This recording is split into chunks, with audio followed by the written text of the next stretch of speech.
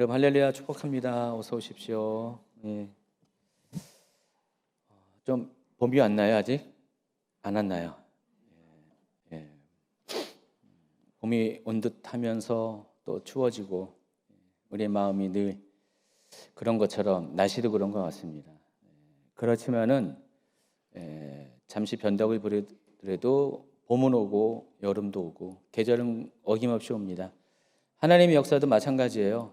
마귀가 늘 언제나 고센순이처럼 시샘 부리듯 우리가 하나님께로 나아가는 것을 막고자 하지만은 하나님의 계획은 우리가 늘 하나님 안에 전진하게 하는 것입니다.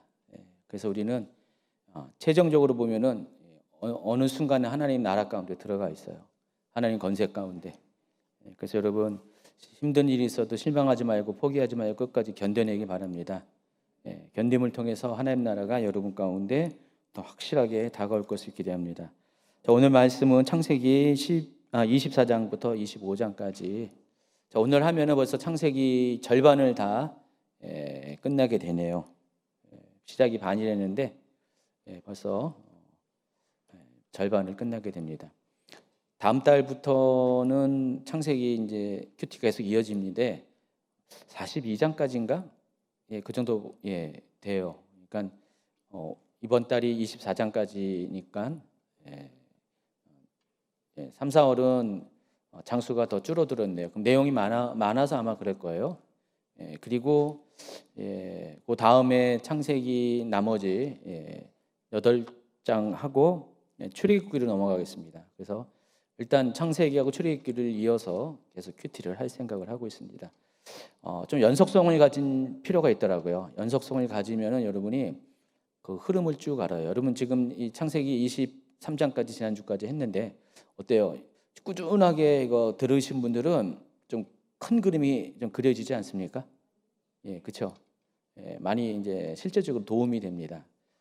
제가 이제 부분 필요한 부분도 세밀하게 다뤄드리지만 전체적으로 큰 그림을 가지고 여러분에게 말씀을 드리기 때문에 여러분 아마 이렇게 뭔가 좀 이렇게 오래 들으신 분들은 좀 길을 찾아가는 느낌 그런 게 들 것 같습니다. 자, 그런 의미에서 오늘 창세기 24장도 상당히 중요한 챕터입니다.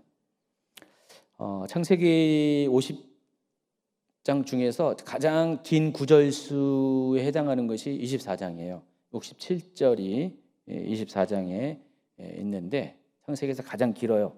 근데 주제는 한 가지입니다. 내용은 한 가지예요. 스토리는 한 가지인데 이삭과 리브가가 결혼하는 이야기만 담고 있어요. 창세기 67장은. 여러분 이상하지 않습니까? 할 얘기 너무 많은데 창세기에서. 그렇죠? 많은 이야기를 이렇게 진행해야 되는데 어떻게 챕터 한 장, 그것도 67절이나 되는 긴 챕터 한 장은 전부 다 이삭과 리브가에 관한 이야기로 다 할애가 됐을까? 제가 늘 여러분에게 이렇게 알려드리는 것, 강조하는 것, 성경에서 어떤 특정한 부분을 길게 다룬다는 것, 또 반복적으로 다룬다는 것, 굉장히 중요한 것이기 때문에 그렇게 한다고 말씀드렸어요. 자, 그러면 여기 챕터 24장 67절에 거쳐서 이삭과 리브가의 결혼을만을 이렇게 이야기한다는 것은 이삭과 리브가의 결혼이 갖고 있는 의미가 그냥 결혼이 아닌 게 아니라 상당히 중요한 의미가 있다는 것을 아시기 바랍니다. 그래서 오늘 그 부분을 좀 집중적으로 먼저 다뤄드리도록 하겠습니다. 자, 이때가 아브라함 나이 140세고요. 이삭의 나이 40세, BC 2026년경의 일입니다. 참고로 이 일이 있기 3년 전에 사라가 죽었어요. 그리고 지금 24장은 23장과 3년의 시간 간격이 있습니다. 그리고 사라가 죽기 2년 전에 아브라함의 아버지 데라가 죽었어요. 그래서 여러분 지금 데라와 그 이삭은 같은 시대에 살고 있었던 사실을 아시기 바랍니다. 그래서 이 이삭의 결혼이 중요한 이유가 이삭은 누구예요? 하나님께서 아브라함과 언약을 맺으셨죠. 맨 처음에 약속, 또 언약의 단계, 그리고 맹세의 단계까지 점점 나아갔다고 했죠. 그래서 하나님께서 이 아브라함과 맺은 언약의 주된 내용이 뭐였죠? 땅과 자손에 관한 거였어요. 그래서 하나님과 맺은 이 언약에 있어서 가장 중요한 핵심적인 개념이 약속의 씨예요. 하나님 약속하신 그것이 언젠가 씨만 있으면은 언젠가는 자라나잖아요. 언젠가는 이루어지잖아요. 언젠가는 열매 맺게 되잖아요. 그래서 씨가 존재하는 한, 지금은 나무가 보이지 않아도 씨가 존재하는 한 언젠가는 그것은 성장하기 때문에 열매를 맺어지기 때문에 씨가 상당히 중요해요. 그래서 하나님께서 그 씨로 주신 게 바로 이삭이에요. 이삭은 하나님과 아브라함과 맺은 언약의 씨앗이에요. 생명입니다. 그래서 언약의 씨인 이삭이 상당히 중요합니다. 그래서 이제 이 언약의 씨인 이 이삭이 결혼을 해야지 또 이것도 이삭에게로 계승이 되는 거예요. 왜냐하면 이삭이 결혼을 해야지 자녀가 생산되고 자녀가 출생해야지 이 언약이 이어지기 때문에, 언약이 계승되기 때문에 그래서 상당히 이삭의 결혼도 중요한 겁니다. 그래서 이삭의 결혼이 어떻게 언약 안에서 계승되고 견고하게 세워질 아주 결정적인 이 사건이기 때문에 이것을 중요하게 길게 다루는 것입니다. 또 구속사적인 측면에서, 하나님의 구원의 역사의 측면에서 이삭과 리브가 결혼이 상징하는 게 있어요. 이게 모형이에요. 예표입니다. 신약의 그림자예요. 뭘까요? 그리스도와 또 그리스도를 믿는 성도들의 연합을 예표하는 것이 이삭과 리브가의 결혼입니다. 자, 이삭은 그리스도의 예표고요. 또 리브가는 누구예요? 성도들의 예표입니다. 그래서 이 이삭과 리브가의 결혼의 스토리를 통해서 장차 그리스도와 또 믿는 성도들이 어떻게 연합할 수 있는가를 또 설명을 해주고 있습니다. 자, 창세기의 흐름을 보면은 창세기 22장, 지난주에 다뤘던 22장이 굉장히 중요한 전환점이 된다고 그랬어요. 창세기 22장에서 아브라함은 이삭을 번제물로 드립니다. 결국은 순양이 번제물을 드렸지만은 이미 믿음으로는 드려진 거죠. 드려진 겁니다. 그래서 이 사건을 계기로 하나님의 구속사의 주인공이 바뀌어요. 바톤이 터치가 됩니다. 누구에서 누구로요? 아브라함에서 이삭으로요. 그래서 이 번제물로 드리는 이 사건에 아브라함과 이삭이 두 명의 주인공으로 등장한 겁니다. 뭐 주인공, 뭐 주연, 교연 이런 개념이 아니라 아브라함과 이삭 모두가 주인공이에요. 두 사람이 동시에 이 주인공으로 등장하고, 그래서 이 사건을 계기로 아브라함이 이삭에게 자기가 하나님과 맺은 그 언약을 넘겨주는 그 계기가 되는 사건이 이삭이 번제로 드려진 사건입니다. 이해하시겠죠? 그리고 이어서 창세기 23장에서는 아브라함의 아내 사라가 127세의 나이로 죽습니다. 이때 또 한 가지 또 포인트가 되는 게 있어요. 아브라함은 사라의 매장지를 위해서 헤브론에 있는 막벨라 굴과 그 굴이 있는 밭, 또 숲을, 이런 모든 것들을 400세겔, 정당한 값보다 더 후한 값을 줘서 이 매장지를 사게 됩니다. 그래서 이 매장지는 사람만 매장된 게 아니라 나중에 아브라함 자신도 매장되고 또 아브라함의 후손들도 매장이 됩니다. 그래서 이 막벨라 굴이 의미하는 것이 아브라함이 가나안 땅의 약속을 받았지만은 실은 아직까지 이 땅에서는 나그네였어요. 헤브론 땅에서는 나그네였죠. 제가 23장 이야기하면서 소개했죠. 나그네와 거류하는 자 해가지고 소개했죠. 그래서 여전히 나그네였어요. 정착민이 아니었어요. 자, 그런데 이 굴을 사는 것을 계기로 해서 어떻게 해요? 그것은 또 하나의 뭐 예표합니까? 이제는 아브라함이 더 이상 나그네가 아니라 정착민이 된다는 중요한 결정적인 또 사건이기도 합니다. 그래서 계속해서 이 매장지가 되면서 다시 돌아올 고향의 개념이 여기서 확립이 되는 거예요. 가나안 땅은 아직은 아브라함 가문에게 고향은 아니었어요. 여전히 나그네의 삶이었어요.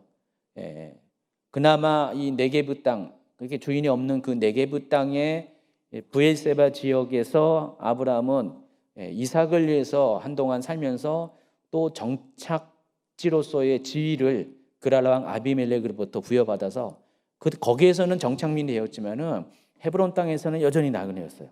근데 이 굴을 삼는 걸 통해서 비로소 최초로 아브라함 소유의 그런 땅이 생겨났다는 것입니다. 그래서 굉장히 중요한 의미가 있어요. 그리고 이제 오늘 이제 창세기 24장으로 이제 넘어오는 겁니다.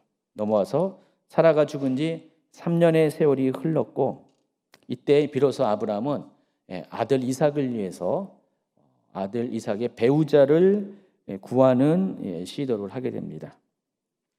아브라함은 여지껏 아브라함과 함께 오랫동안 살았던 아브라함의 아주 신실한 청지기 엘리에셀을 불러서 이삭의 결혼에 대해서 의논을 합니다. 자, 그 이야기가 24장 1절부터 9절까지 읽어주시기 바랍니다. 아브라함이 나이가 많아 늙었고 여호와께서 그에게 범사의 복을 주셨더라. 아브라함이 자기 집 모든 소유를 맡은 늙은 종에게 이르되 청하건대 내 허벅지 밑에 네 손을 넣어라. 내가 너에게 하늘의 하나님 땅의 하나님이신 여호와를 가리켜 맹세하게 하노니 너는 내가 거주하는 이 지방 가나안 족속의 딸 중에서 내 아들을 위하여 아내를 택하지 말고 내 고향 내 족속에게로 가서 내 아들 이삭을 위하여 아내를 택하라. 종이 이르되 여자가 나를 따라 이 땅으로 오려고 하지 아니하거든 내가 주인의 아들을 주인이 나오신 땅으로 인도하여 돌아가리이까.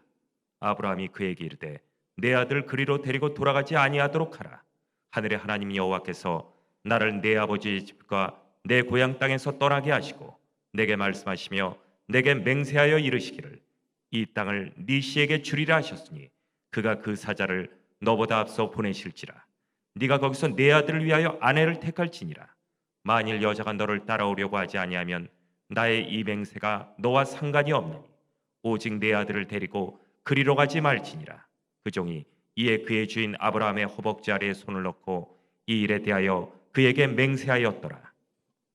자, 그런데 이 내용을 쭉 보면은요, 아브라함과 이 엘리에셀의 대화 장면을 보면은 이삭의 아내가 되려면은 두 가지 조건을 갖춰야 된다는 것을 알 수가 있어요.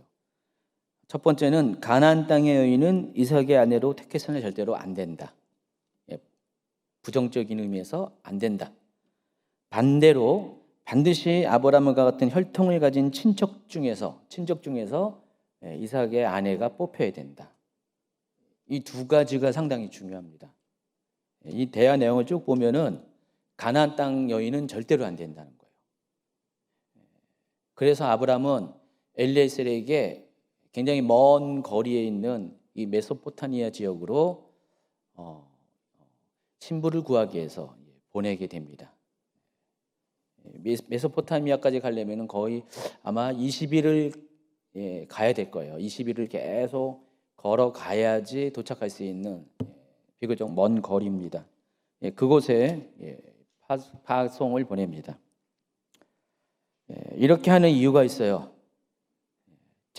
가까운 가나안 땅에서 여인을 구하지 않고 비록 멀지만은 아브라함의 친족이 있는 이 메소포타미아 지역으로 보내는 이유가 있습니다. 왜냐하면 하나님께서는 적어도 이 약속의 씨에 관해서는 혈통을 아주 중요하게 여기기 때문에 그렇습니다.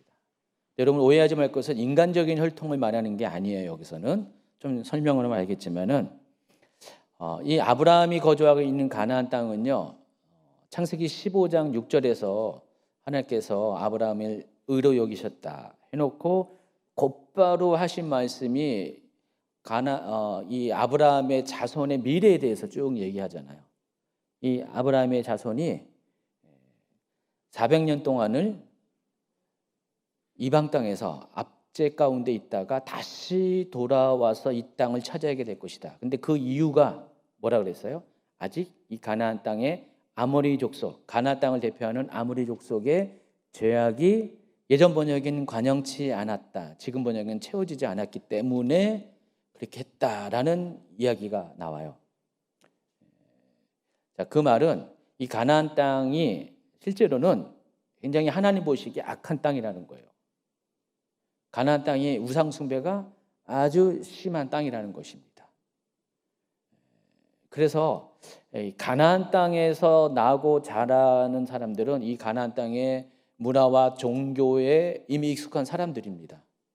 그러니까 우상 숭배가 아주 자연스러운 거예요. 당연한 거고요. 그들의 삶에 이미 뿌리 내린 것입니다. 자, 그런 여자를 며느리를 삼으면 어떻게 될까요? 일단은 갈등을 생긴 건 틀림없고, 더 중요한 것은 하나님께서 이삭을 통해서 하시고자 하는 그 언약이 계승되지 못할 수가 있어요. 그리고 그 둘 사이에 낳은 이 씨가, 자녀가 생겨나면은 더 심각한 문제가 발생할 수가 있습니다. 이미 이 시행착오가 아브라함에게 있었어요. 아브라함은 애굽 출신의, 이집트 출신의 여종 하갈과 사이에서 이스마엘을 낳았고, 하나님은 그 이스마엘을 약속의 씨로 인정하지 않았어요. 하나님의, 아브라함의 아들로 인정하지 않았어요. 분명 이제 서자 개념인데 서자로도 인정하지 않았다는 것입니다. 그러니까 아브라함에게 있어서 이스마엘은 아들이 아니에요. 하나님 앞에서는. 그러니까 아브라함에게는 아들이지만은 하나님 앞에서는 이스마엘은 아들이 아니에요. 그냥 여종의 아들이에요. 자, 이런 어떤 시행착오가 있었습니다. 그래서 아브라함은 적어도 아들 이삭만큼은 자기와 같은 실수, 시행착오를 저지르지 않게 아예 처음부터 아들의 그 신부감을 본인이 선택하기로 했고, 그래서 절대로 가나안 땅에서는 구하지 않고 멀더라도 힘들어라도 자기 친족이 사는 메소포타미아 지역 밧담 아람으로 보내게 됩니다. 그래서 그 메소포타미아 지역에는 아브라함의 친족들이 살고 있었어요. 아버지 데라부터 나홀의 그 자녀들이 거기 살고 있었습니다. 그 아브라함 데라의 아들은 3명이잖아요. 하란, 아브라함, 그리고 나홀, 삼형제인데, 성경이 소개하는 삼형제인데, 하란은 이미 갈대 우르에서 죽었고, 그리고 그 아버지 데라가 아브라함과 또 조카 롯을 데리고 하란으로 왔다고 했잖아요. 근데 거기 나홀에 대해서 별로 언급 안 했죠. 근데 실은 나홀이 데라와 함께 오지 않았지만 먼저 와서 정착하고 있었어요. 근데 뒤에 보면은 나홀의 이제 족보가 나오는데, 나홀의 족보에 속해 있는 사람들이 다 거기 그 밧단 아람에 살고 있었습니다. 하란 근처에 밧단 아람에 살고 있었어요. 그러니까 이미 나홀은 먼저 와 있었어요. 그리고 나서 데라와 아브람과 조카 롯이 합류하는 그런 스토리가 됩니다. 그래서 아브라함의 가족들은 다 거기 와 있는 거예요. 와 있었고, 또 그들에게 있어서 공통점이 하나가 있는데, 나중에 보면은 최소한의 기본적인 하나님에 대한 인식은 다 갖고 있었어요. 여호와 하나님에 대한 신인식이 다 그들에게 있었어요. 가나안 사람들은 여호와 하나님을 전혀 몰랐어요. 몰랐지만은 적어도 데라의 가족들, 아브라함의 그런 형제들, 가족, 친척들은 하나님의 존재에 대해서는 알고 있었던 사람입니다. 전혀 모르는 것과 아는 것은 많이 차이가 있어요. 그래서 하나님은 그와 같은 영적인 혈통적으로도 하나이지만 연결되지만 영적으로도 어느 정도 연결고리가 있는 그 사람들 가운데, 친족 가운데 이삭의 아내를 택할 것을 원했던 것입니다. 그래서 이게 상당히 중요한 거예요. 그래서 메소포타미아 지역으로 보내게 됩니다. 참고로 창세기 26장 34절, 35절에 보면은 에서가 또 그 뒤에 나오는 얘기입니다. 이삭의 아들 에서가 40세에 결혼을 했는데 누구랑 결혼했냐면은 해촉 속의 딸과 결혼했어요. 그 지역에 이 해촉 속이 어디 살았었어요? 그 헤브론 지역에 살았잖아요. 그 지역의 딸과 결혼했는데 35절에 보니까 그들이 이삭과 리브가의 마음에 근심이 되었더라 그랬어요. 그래서 이삭조차도 야곱에게 이 언약의 계승자가 이제는 여기서는 야곱으로 이제 정해지게 되는데 그 야곱에게 이삭이 어떻게 했냐? 너도 밧단 아람으로 가서 신부감을 구할 것을. 지금 이 창세기 28장에 보면은 그 야곱이 지금 형 에서의 낯을 피해서 형 에서가 자기의 분노했기 때문에 복수할 것을 알기 때문에 지금 도망가는 상황이에요.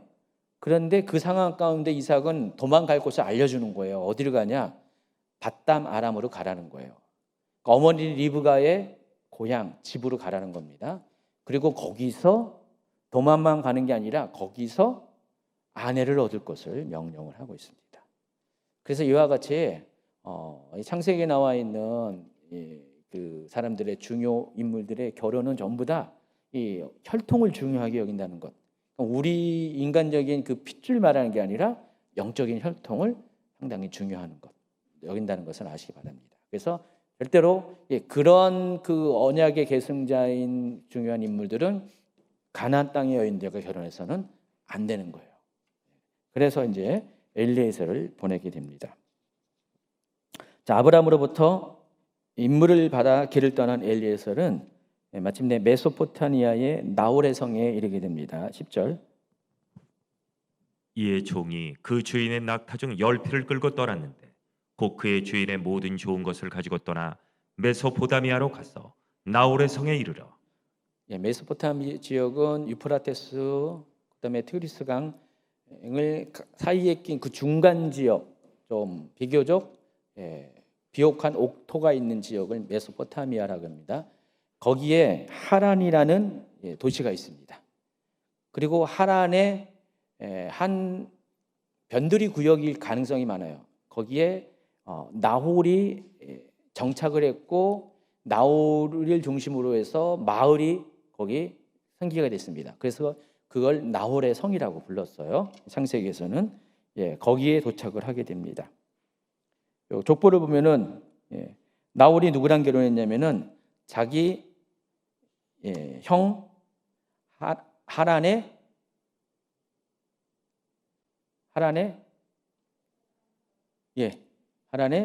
딸 조카랑 결혼한 거예요. 이때는 아직 인류가 많이 번성된 시절이 아니에요. 땅도 인간이 살지 않는 땅도 많았었어요. 그 네게베 지역도 마찬가지였고요. 그래서 아브라함이 거기서 정착을 할 수 있던 거고요. 그래서 그 친척 간의 결혼이 많습니다. 왜냐면은 핏줄을 유지해야 되기 때문에. 그래서 아브라함도 이복 누인 사라랑 결혼한 거고 나홀은 조카 딸 밀가랑 결혼을 하게 됩니다. 자, 근데 엘리에셀은 마을로 들어가지 않습니다. 마을로 들어가지 않고 그 마을 밖 우물 곁에 멈춰 섭니다. 그리고 기다립니다. 누구를 기다리냐? 여인들을 기다려요. 여자들이 나와서 물을 길 때까지 기다리고 있습니다. 그때가 저녁 타임입니다. 12절부터 14절까지. 그가 이르되 우리 주인 아브라함의 하나님 여호와여, 원하건대 오늘 나에게 순조롭게 만나게 하사 내 주인 아브라함에게 은혜를 베푸시옵소서. 성중 사람의 딸들이 물 기르러 나오겠사오니 내가 우물 곁에 서 있다가 한 소녀에게 이르기를 청하건대 너는 물동이를 기울여 나로 마시게 하라 하리니 그의 대답이 마시라, 내가 당신의 낙타에게도 마시게 하리라 하면 그는 주께서 주의 종 이삭을 위하여 정하신 자라. 이로 말미암아 주께서 내 주인에게 은혜 베푸심을 내가 알겠나이다. 지도를 보면은 아까 말했지만 헤브론에서 저 나홀이 저기 이렇게 위로 올라가고요. 지금 엘리에셀이 나홀의 성이라고 불렸던 이 마을 바깥에서 우물가에서 지금 기다리는 장면이 나옵니다. 한번 보여주세요. 이것도 이제 저 그림이 좀 나이가 너무 좀 젊게 나와 있어요. 여긴 성경에는 늙은 종이라고 나왔는데 여기는 좀 너무 젊게 나죠. 비교적 젊은 거죠. 저 정도면은 또 별걸 다 따지지만은 자기가 따집니다. 저것도 좀 머리를 색깔을 좀 하얀색을 바꿨으면 좋았을 걸. 자, 근데 이렇게 이 엘리에셀이 이렇게 하는 이렇게 그 문화적 배경을 보면은 이때 당시에는 이 메소포타미아 지역에서는 마을이 어떻게 들어섰냐? 강을 중심으로 들어섰습니다. 강줄기를 따라서 마을들이 금성금성 있는 거예요. 그리고 강줄기에서 약간 떨어진 곳은 우물이 있는 곳에 마을이 형성이 됩니다. 중동의 사막지대 가면은 오아시스가 있는 곳에 사람이 살듯이 여기도 마찬가지로 우물을 중심으로 해서 마을이 형성이 됩니다. 그런데 우물은 귀하잖아요. 옛날에는 우리 어릴 때는 집에 우물이 있었어요. 저도 살던 동네에 집에 우물이 있었어요. 개인별로 집마다 우물 팠잖아요. 물이 수맥이 많으니까 원하는 사람들은 그냥 이렇게 파면 우물이 나와요. 근데 이 지역에서는 뭐 수맥이 많은 게 아니에요. 그러니까 어디 특정한 지역에만 이제 우물이 이렇게 발견됩니다. 그러니까 집집마다 우물을 소유할 수가 없으니까 어떻게 하냐? 공동 우물을 갖고 있습니다. 그래서 보통 마을 입구 쪽에 공동 우물을 둬요. 그러니까 주거지에서 좀 떨어진 곳에 공동 우물을 두고 그리고 거기서 물을 기르다가 쓰는 형태로 우물을 공유합니다. 근데 그 물을 누가 기르냐? 누가 기를 것 같아요? 남자들이 안 해요. 여자들이 하는데 또 여자들 중에서 누가 하냐? 주로 시집 안 간 처녀들, 아직 결혼하지 않은 처녀들이 우물을 가서 물을 길러오는. 그래서 우물가 이제 처녀가 거기서 이제 나오는 겁니다. 우물가에서 처녀들이 이제 모입니다. 가서 뭐 할까요? 수다도 떨고. 그래서 거기서 모여가지고 좀 공동체를 이루는 그런 장소예요. 근데 낮에는 더우니까 어떻게 하냐면은 하루에 2번 갑니다. 아침 일찍, 아직 날이 선선할 때, 그리고 해가 떨어져서 저 저녁 무렵에 선선한 이때에 물을 길러 갑니다. 그러니까 낮에는 거의 물 길러 오는 사람이 없어요. 요한복음 여러분 그 4장에 보면은 예수님께서 사마리아 수가성에서 똑같이 우물가에서 한 여인을 만나죠. 근데 그 여인이 물을 길러 오는 시간이 어느 때인지 아세요? 아침 저녁이 아니라 낮 시간대예요.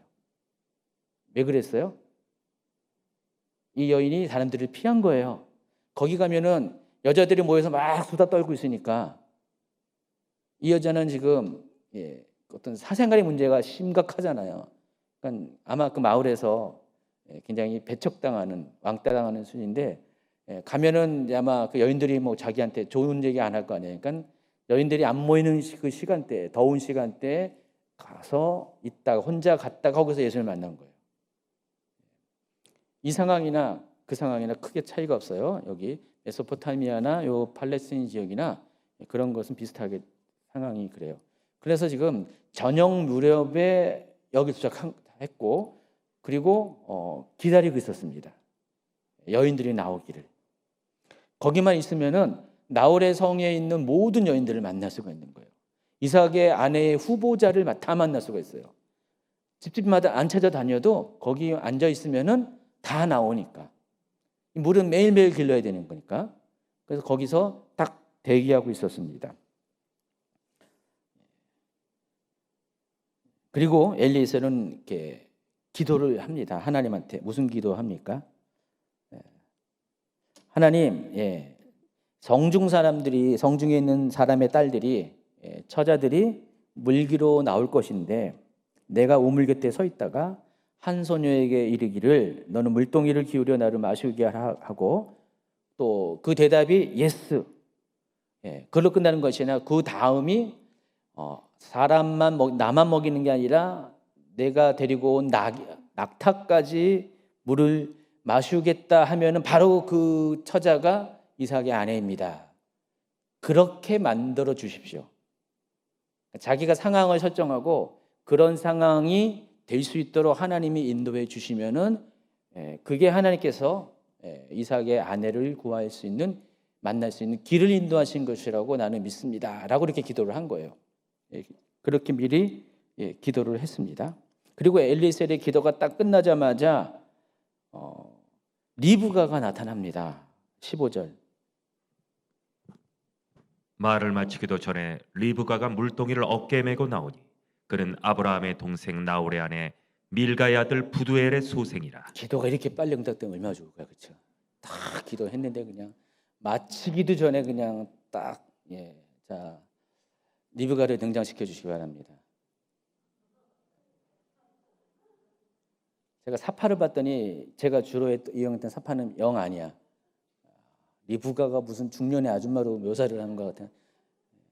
리브가가 그렇게까지 나이가 많지 않았는데 아직 소녀라고 표현했거든요.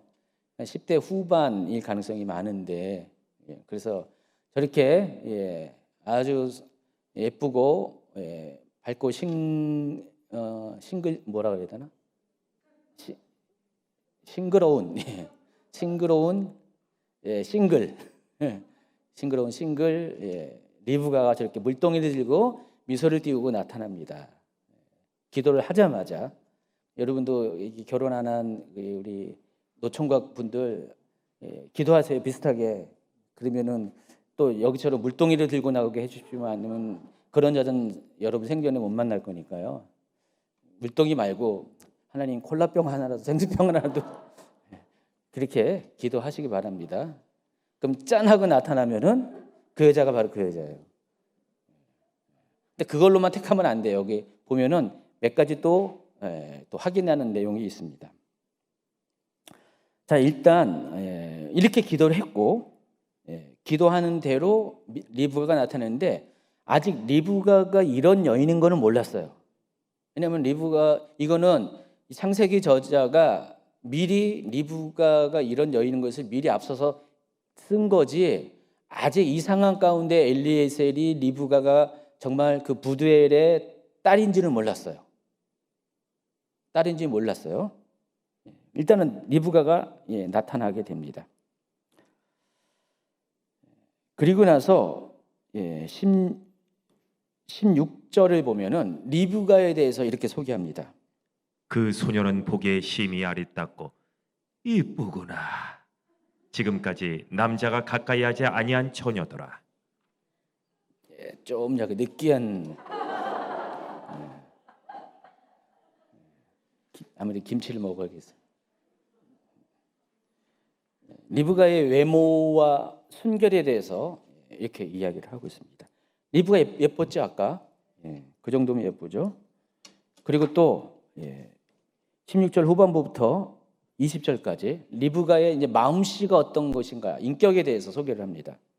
그가 우물로 내려가서 물을 그 물동이에 채워 가지고 올라오는지라 종이 마주 달려가서 이르되 청하건대 네 물동이의 물을 내게 조금 마시게 하라. 그가 이르되 내 주여 마시소서 하며 급히 그 물동이를 손에 내려 마시게 하고 마시게 하기를 다하고 이르되 당신의 낙타를 위하여서도 물을 길어 그것들도 배불리 마시게 하리이다 하고 급히 물동이의 물을 구유에 붓고 다시 기르려고 우물로 달려가서 모든 낙타를 위하여 깃는지라. 자, 그 그림을 한번 보여주세요.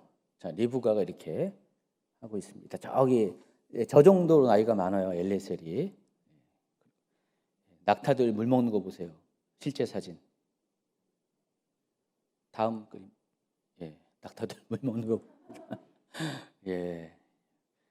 저 낙타가요, 물을 엄청 먹어요. 낙타가 그 몸에 물을 저장할 수 있는 능력이 120리터래요. 120리터 어느 정도 될 거예요. 굉장히 크죠. 120리터 정도면은. 여러분, 우리 석유통 하나가 그게 20리터죠. 그 6통을 저장할 수 있는 능력이 있어요. 그래서 보통 낙타가 한 번에 물을 먹을 수 있는 양이 100리터 정도 된대요. 80에서 100리터. 그러면 5통을 먹어요, 한 마리가. 한 마리가 5통을 먹는데 지금 이 엘리에셀이 갖고 온 낙타가 몇 마리예요? 10마리잖아요. 그럼 낙타 10마리 모두에게 물을 마음껏 먹이려면 어떻게 돼요? 몇 리터가 필요해요? 1000리터가 필요합니다. 그리고 그 리브가가 여인이잖아요. 예, 자기의 그 힘으로써 최대한 될 수 있는 물동이의 그 물의 양이 어느 정도 될 것 같아요. 최대한 20리터를 잡아 볼 수가 있어요. 20리터. 그러면은 1000리터를 먹이려면은 20리터 물동이를 가지고 몇 번을 물을 길러야 될까요? 50번. 예, 물을 이제 50번을 기르는 거예요. 거기 우물에서 뭐 두레막 같은 걸로 해가지고 이렇게 해가지고 몇 분 걸릴까요? 한 번 그 물통 20리터 채우려면은 감이 안 잡히죠. 예, 우물을 내가 봤어야지, 그렇죠? 예, 근데 제가 그래서 대신 이제 대충 이렇게 한 3분 정도, 3분 더 걸릴 것 같은데 3분 정도라고 함께 계산을 해버리면은요.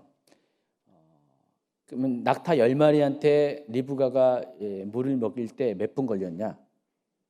최소한 1시간 30분, 아마 2시간 정도 걸렸을 것 같아요.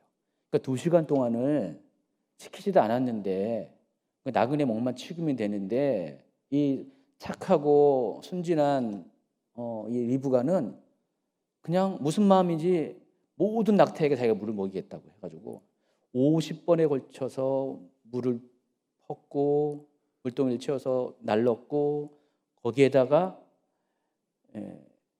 거의 2시간 가까운 시간을 그렇게 했다는 것입니다. 여러분은 하겠어요? 낯선 사람인데 자, 그 모습을 엘리에셀이 주목해 봤다 그랬어요. 24장 21절.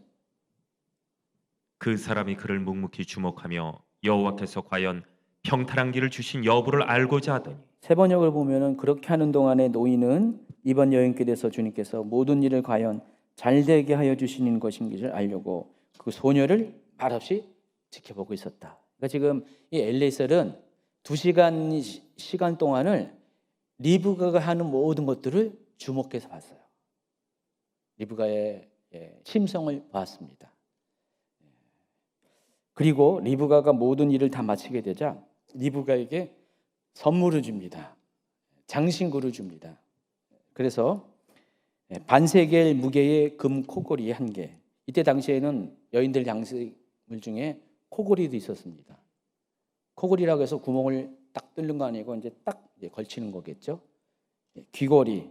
그래서 한 세겔이 12g이에요. 보석에 대해서 잘 모르는데 금이 한 돈이 몇 g이죠? 금이 몇 g이더라? 생각 안 나세요? 금 한 돈이 몇 g인지 생각 안 나세요?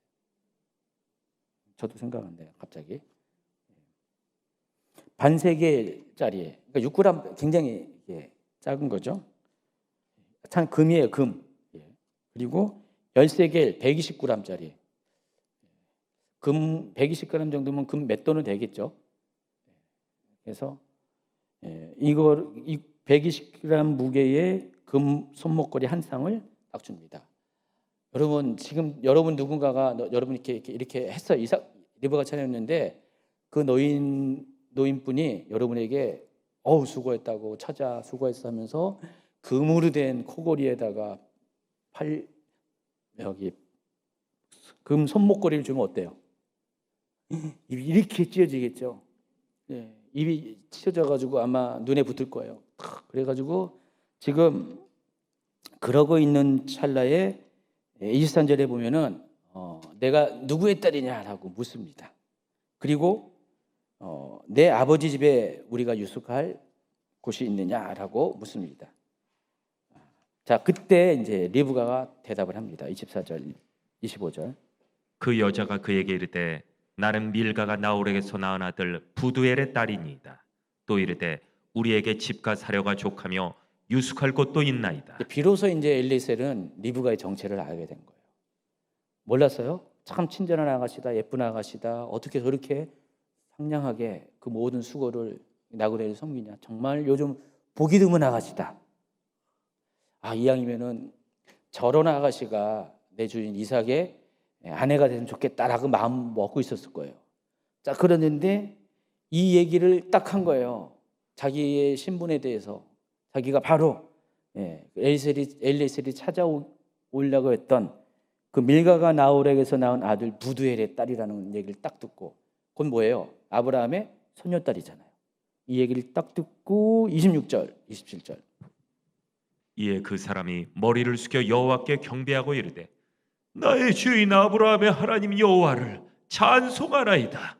나의 주인에게 주의 사랑과 성실을 그치지 아니하였사오며 여호와께서 길에서 나를 인도하사 내 주인의 동생 집에 이르게 하셨나이다 하니라. 예, 정말 놀라운 그 기도 응답을 본 거예요. 지금 엘리에셀을 보면은 대단한 사람 같아요, 그렇죠? 아브라함도 대단하지만은 엘리에셀은 어쩌면은 더 대단한 것 같아요. 길을 인도함을 구하고 또 기도하자마자 바로 응답을 받고, 그렇죠? 여러분, 종이라도 이 정도로 이렇게 기도 응답 받는 사람이 있어요. 네. 여러분은 어떤지 모르겠네요. 여러분 종도 아닌데, 아브라함 가문은 이렇게 대단해요. 종도 이 정도예요, 종도. 그렇죠? 근데 아브라함이 가정이 아닌 데는 종은 당연한 거고 주인도 이러지 않습니다. 근데 이 엘리에셀은 대단한 것 같아요. 그래서 우리가 이것 통해서 알아야 될 것, 하나님의 사람이 어떤 중요한 일을 할 때, 어떤 중요한 만남을 할 때, 또 중요한 결정을 할 때는 사람의 걸음을 인도하시는 하나님께, 신실한 하나님께 기도하는 것이 일상화된다는 것. 그리고 기도할 때 하나님은 또 많은 경우에, 또 특별한 경우에 길을 찾고자 하는 자들에게 성실하게 나타내시는 은혜를 베풀어 주신다는 것. 엘리에셀은 그것에 교훈을 주는 그런 모형입니다. 자, 이 이야기를 딱 이제 전해들은 리브가가 깜짝 놀려가지고 보세요. 소녀가 달려갔다 그랬어요. 걸음아 나설려라 도망간 게 아니라 너무 놀라운 일 때문에 달려간 거예요. 그래서 그 집에 가서 그 일을 알게 됩니다. 자, 이 리브가로부터 이 소식을 딱 전해들은 리브가의 오빠 라반이 또 우물로, 여기 보세요. 그가 우물로 달려갔다 그랬어요. 달려가 그 사람에게 이르렀다. 그래서 이 집안은 이 부두엘의 집은 남매는 전부 다 이때 당시에 달리기 선수였어요. 여동생도 달려가고 오빠도 달려가고. 근데 이들로 하여금 달려가게 한 이유가 뭐예요? 이 놀라운 일들의 경험을 목도하고 듣고 달려간 겁니다. 그래서 30절에 보면은 읽어주세요. 그의 누이의 코걸이와 그 손의 손목걸이를 보고 또 그의 누이 리브가가 그 사람이 자기에게 이같이 말하였다 함을 듣고 그 사람에게로 나아감이라. 그러니까 라반이 왜 달려갔는지를 두 가지 이유가 있어요. 첫 번째는 그 누이의 코걸이와 손목걸이를 보았다. 금으로 된 거. 아까 몇 그램 나왔어요? 한 돈에 3.75g. 그러면은 20돈이네. 30돈이 넘은, 와, 30돈은 얼마예요? 600만 원 되나요? 요즘 한 돈에 한 20만 원 넘죠? 600만 원짜리. 이거 여러분 생각해 보세요. 600만 원짜리 지금 손목걸이 2개. 1200만 원이에요, 지금. 양쪽으로 하면 1200만 원. 코걸이 2돈짜리. 2돈, 2돈 좀 넘죠. 그러면은 아니요. 6g이라 그랬죠? 아까 6g. 2돈 안 되고. 30 몇만 원짜리 코걸이. 1200만 원짜리 손목걸이. 와. 라반이 정말 이렇게 달려올 만하죠. 그렇죠? 번쩍번쩍 빛나는, 이때만 해도 이 집안은 그냥 변변치 않은 집안인 것 같아요. 제가 보기에. 그러니까 깜짝 놀란 거예요. 아니 누가 나타나가지고 어느 할아버지가 와가지고 물을 길어줬더니 이렇게 했습니다. 막 했더니 깜짝 놀래가지고 왔어요. 와가지고 봤더니 동생이 왔더니 손목걸이를 보고 깜짝 놀래가지고 온 거예요. 또 한 가지는 동생을 통해서 이 사람이 어디로부터 왔다는 것을 전해 듣고 또 깜짝 놀란 거예요. 그래서 한 걸음에 달려왔습니다. 그리고 엘리에셀은 자신이 누구인지를 그 가족들에게 밝힙니다. 읽어주세요. 그때 그가 우물가 낙타 곁에 서 있더라. 라반이 이르되 여호와께 복을 받은 자여, 들어오소서. 어찌 밖에 서 있나이까? 내가 방과 낙타의 처소를 준비하였나이다.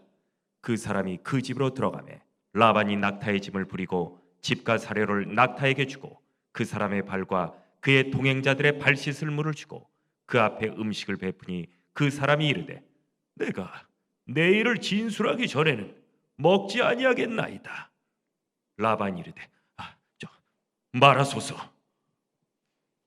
자, 그 엘리에셀의 내용이 엘리에셀이 자기가 온 이유가 무엇인지, 왜 왔는지, 어떻게 인도받았는지를 34절부터 쭉 소개합니다. 48절까지. 같이 읽을까요? 우리 같이 읽어요. 시작. 그가 이르되 나는 아브라함의 종이니이다. 여호와께서 나의 주인에게 크게 복을 주시어 창성하게 하시되 소와 양과 은금과 종들과 낙타와 나귀를 그에게 주셨고 나의 주인의 아내 사라가 노년에 나의 주인에게 아들을 낳음에 주인이 그의 모든 소유를 그 아들에게 주었나이다. 나의 주인이 나에게 맹세하여 이르기되 너는 내 아들을 위하여 내가 사는 땅 가나안 족속의 딸들 중에서 아내를 택하지 말고 내 아버지의 집 내 족속으로 가서 내 아들을 위하여 아내를 택하라 하시기로 내가 내 주인에게 여쭈되 혹 여자가 나를 따르지 아니하면 어찌하리까 한즉 주인이 내게 이르되 내가 섬기는 여호와께서 그의 사자를 너와 함께 보내어 내게 평탄한 길을 주시리니 너는 내 족속 중 내 아버지 집에서 내 아들을 위하여 아내를 택할 것이니라. 내가 내 족속에게 이를 때에는 내가 내 맹세와 상관이 없으리라.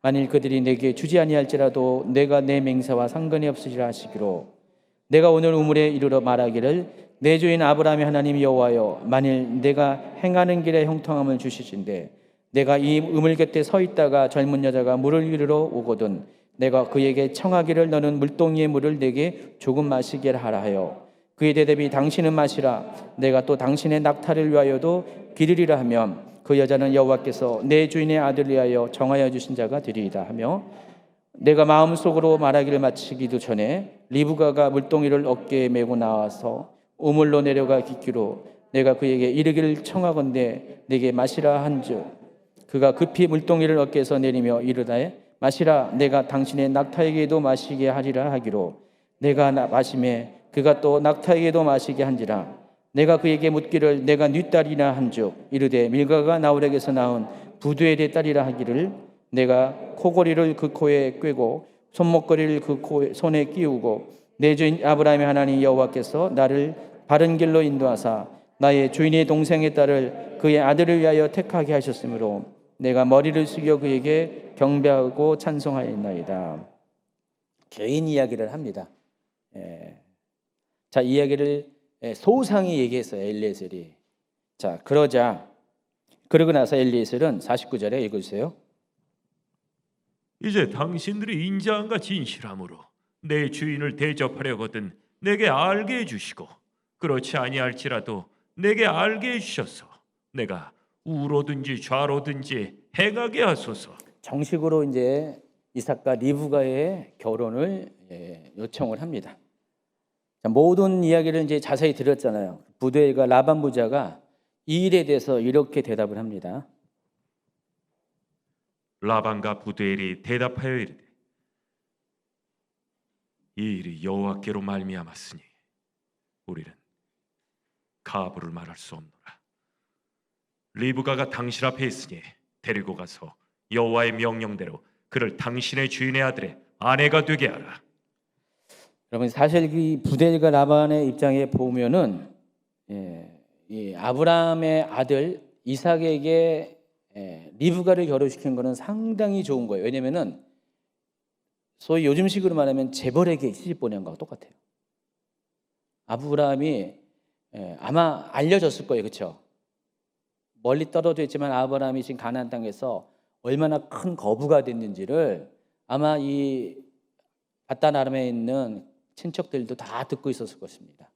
그리고 또 실제로 리브가에게 이렇게 안겨준 그 1,200만 원짜리 1,200만 원짜리 손목걸이만 봐도 아브라함이 얼마나 부자인지. 그리고 여러분 낙타가 10마리를 데리고 왔다고 했잖아요. 여러분 낙타가 그때 당시는 상당히 비싼 거예요. 양에 비해서 낙타값은 게임이 안 될 정도로 비싼 겁니다. 아주 값비싼 동물이에요. 그러니까 일반 사람들은 낙타를 소유하지 못했어요. 그러니까 요즘식으로 말하면은 자가용 한 대씩. 낙타는 따는 용도가 아니라 교통수단으로 사용했거든 그때요. 뭐 양이나 소나 이런 것들은 전부 다 식용으로 사용했는데 낙타는 교통수단 전용으로 사용했기 때문에 이렇게 고기를 먹고 그런 게 아니라서 값 자체가 비쌀 수밖에 없습니다. 그래서 이 낙타를 10마리를 소유했다는 것은 지금 자가용 10대 데리고 온 거예요. 그들 입장에서는. 그들의 입장에서는 아브라함 아들과 결혼시키는 거 어떻게 해요? 그리고 유일한 상속자라고 그랬는데 그러니까 재벌집 외동아들에게 지금 시집을 보내는 거예요. 리브가를. 입이 이만큼 올라오게 됐죠. 근데 여기 내용을 쭉 보면은 라반과 또 그 아버지 부델의 이야기를 쭉 보면은 단지 그것 때문에 이렇게 선택한 것이 아니라 지금까지 인도하신 모든 하나님의 역사를 보고 이건 하나님이 자기 딸 리브가에게 이삭을 결혼시키기로 작정하시고 여기까지 오게 하신 것을 믿음으로 인정할 수밖에 없었다는 것입니다. 그래서 대답을 합니다. 대답을 뭐라고 했어요? 리브가가 이 일은 여호와께로 말미암았으니 우리는 가부를 말할 수 없다. 결정을 할 수 없다가 아니라 결정할 필요가 없다는 것입니다. 하나님께서 하셨기 때문에. 그래서 리브가를 데리고 가라. 그래서 당신 주인의 아들의 아내가 되게 하라. 이렇게 대답을 합니다. 자, 이렇게 되니까 청혼이 수락됐어요. 엘리에셀이 이 모든 것을 인도하신 하나님께 먼저 감사를 드리면서 결혼을 위해 준비한 예물을 꺼냅니다. 그때에서 그 우물가에서 리브가에게 준 거는 별거 아니에요. 보세요. 24장 52절 53절. 아브라함의 종이 그들의 말을 듣고 땅에 엎드려 여호와께 절하고 은금 패물과 의복을 꺼내어 리브가에게 주고 그의 오라버니와 어머니에게도 보물을 주니라. 보물이 뭔지 모르지만은 아마 금은 부치를 줬을 가능성이 많습니다. 그래서 지금 왕창 선물을 받은 것입니다. 근데 이건 뭐냐면은 실은 지참금으로 준 겁니다. 신랑이 신부에게 그때 당시에 풍습 가운데 주는 그런 겁니다. 하루를 이제 그곳에 유숙한 엘리에셀은 그 다음 날 일찍 일어나서 신부와 함께 아브라함이 돌아갈 것을 가족들에게 요청합니다. 54절. 이에 그들 곧 종과 동행자들이 먹고 마시고 유숙하고 아침에 일어나서 그가 이르되 나를 보내어 내 주인에게로 돌아가게 하소서. 근데 리브가의 가족들은 이런 요청에 선뜻 동의할 수가 없어요. 갑자기 어제 나타나가지고 전혀 모르고 있다가 어제 나타나가지고 갑자기 혼사가 어제 결정이 되는데 신부를 오늘 아침 일찍 데려가겠다. 여러분 같으면 어떻게 해요? 너무 아쉽잖아요. 그래서 열흘이라도 며칠이라도 좀 더 있다가 아쉬움을 달래고 작별의 정을 나눈 다음에 보내십시오라고 했지만은 지금 엘리에셀은 하루가 급해요 지금. 그래서 이미 하나님 보내신 그 이유와 뜻을 다 잃었기 때문에 바로 돌아갈 것을 다시 요청합니다. 자, 그러자 이제 리브가의 가족들이 이렇게 말합니다. 우리가 소녀를 불러 그에게 물으리라 했습니다. 자, 리브가가 왔습니다. 그에게 이르되 내가 이 사람과 함께 가려느냐? 예, 가겠습니다. 자, 리브가가 바로 떠납니다. 아마 가족들은 리브가 또한 이렇게 며칠 동안 이렇게 작별의 정을 나누고 이제 가기를 원했을 것이고 당연히 그렇게 반응할 줄 알았는데 리브가의 대답은 전혀 다른 거였어요. 곧바로 자기도 떠나갈 것이라고 이야기합니다. 자, 리브가가 왜 이랬을 것 같아요? 부잣집으로 시집가서? 어때요? 리브가 부잣집 시집가서 그런 거야? 뭐예요? 그건 아니겠죠? 지금 리브가가 아까 뭐의 모델이라고 했어요? 뭐의 예표라고 했어요? 그리스도의 신부된 성도들의 예표예요. 그래서 지금까지 세상 가운데 살아왔던 그런 삶이 있었는데 그리스도를 만날 때는 어떻게 해요? 그리스도에 대한 소식을 들을 때는 어떻게 해요? 우리는 리브가처럼 이렇게 즉각적으로 반응한 거예요. 세상에 뭐 이렇게 굳이 연연할 필요가 없어요. 며칠 더 있으면 뭐예요? 그렇죠? 곧바로 그 부름에 응답하는 것. 그것이 그리스도의 신부된 성도들의 반응인 것처럼 리브가 또한 지금 하나님께서 길을 인도하신 것들을 놀라운 사실을 듣고 그 하나님의 인도하신 길 가운데 직접 자기가 뛰어들기를 원했어요. 한마디로 그것에 대해서 강한 기대심이 갖게 됐습니다. 그래서 즉시로 부모에 대한 정보보다는 그것에 대한 것이 더 강하게 발동이 됐습니다. 자, 모든 것이 결정이 되자 리브 가족들은 리브가를 그녀의 유모와 함께 떠나보냅니다. 그리고 라반은 동생 리브가를 이렇게 축복합니다.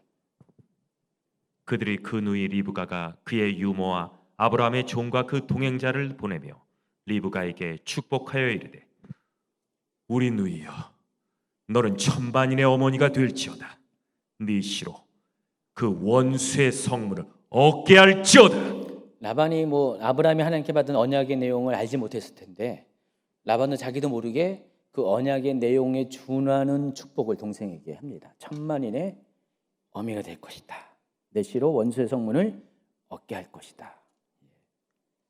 그래서 아브라함이 주신 복의 내용을 그대로 따라하고 있습니다. 그래서 이걸 통해서 이 모든 일의 과정 가운데 하나님의 인도하심과 섭리가 작용했다는 것을 창세기 저자는 우리 가운데 나타내 보여줍니다.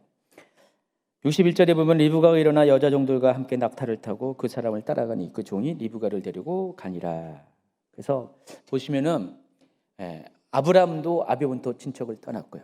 이삭도 원래 아버지랑 살던 헤브론을 떠나서 브엘세바에서 출생하고 계속 거기 자란 것처럼 지금 이 아브라함 가문의 특징은 다 본토 친척 아비집을 떠나는 거예요. 리브가도 그래서 떠납니다. 본토 친척 아비집이 떠난 거잖아요. 지금 리브가도요. 그래서 새로운 땅, 약속의 땅, 신랑이 있는 그 땅을 향해 나아갑니다. 그래서 우리가 이 사건이 그리스도의 신부가 된 성도들의 예표인 것이 맞습니다. 그래서 리브가가 그리한 것처럼 우리가 예수님을 만나면 우리는 과감하게 우리가 살던 모든 본토 친척 아비집을 떠나야 된다는 것입니다. 아멘. 자, 고린도 후서 11장에는 이런 말씀이 있어요. 나는 여러분을 순결한 처녀로 그리스도께 드리려고 여러분을 한 분 남편 되실 그리스도와 약혼시켰습니다. 자, 이 말씀처럼 리브가는 그리스도 신부의 그림자고 이삭은 그리스도의 모형이고, 그러면 엘리에셀은 여기서 누구 역할을 한 거예요 지금? 바울의 역할을 한 거죠, 그렇죠? 엘리에셀이 바울의 역할을 하고 있습니다. 그리고 이 리브가의 사건을 통해서 그리스도의 신부가 어떤 모습을 갖춰진지를 또 우리가 생각해 볼 수가 있는데, 아까 처음에 리브가의 모습이 어땠어요? 심히 아름다웠고 외모적으로, 그리고 또 순결한 처녀였고, 또 나그네를 섬길 수 있는 정말 선한 마음, 착한 마음을 가진 사람이었죠. 자, 그래서 데살로니가전서 5장 23절에는요, 우리가 장차 주님 앞에 설 때 어떤 모습으로 서 있기를 원한다라는 요청이 있는데, 평강의 하나님이 친히 너희를 온전히 거룩하게 하시고 또 너희의 온 영과 혼과 몸이 우리 예수 그리스도께서 강림하실 때 흠없게 보존되길 원한다. 자, 이것은 마지막 때 그리스도의 재림이 임하실 때, 재림으로 나타나실 때 성도들이 서 있어야 될 모습이 어떠한가를 우리에게 설명하는데, 자, 이 모습이 뭐예요? 리브가의 모습이라는 것입니다. 그러니까 여러분이 리브가의 모습처럼 서 있으면은 반드시 신랑 이삭을 만나게 됩니다. 여러분 리브가의 모습처럼 영혼용 모든 것이 흠없고 온전하고 거룩하게 삶을 살게 되면 반드시 다시 오시는 예수님을 만나게 된다는 거 꼭 잊지 마시기 바랍니다. 한편 이삭은 네게브 지역에서 이 브엘라 헤로에에서 거주하고 있었어요. 그리고 신부를 맞이하기에 잠시 아버지가 있는 헤브론으로 와 있었어요. 24장 62절. 그때 이삭이 부엘라 헤로이에서 왔으니 그가 네게부 지역에 거주하였음이라. 지금 계속해서 이삭은 네게브 지역에 계속 살고 있어요. 태어나서 지금까지 계속. 아버지는 부모님은 언제인지 모르지만은 그 중간에 헤브론으로 다시 돌아왔는데 이삭은 여전히 네게부 지역에, 특별히 브엘라 헤로이라고 브엘세바에서 더 밑으로 내려가는 네게부 더 깊숙한 곳에서 살고 있었습니다. 그때 이제 저물 때 들에 나가서 여기는 헤브론이에요. 지금은 묵상하고 있다가 신부 리브가를 만납니다. 63절부터 67절.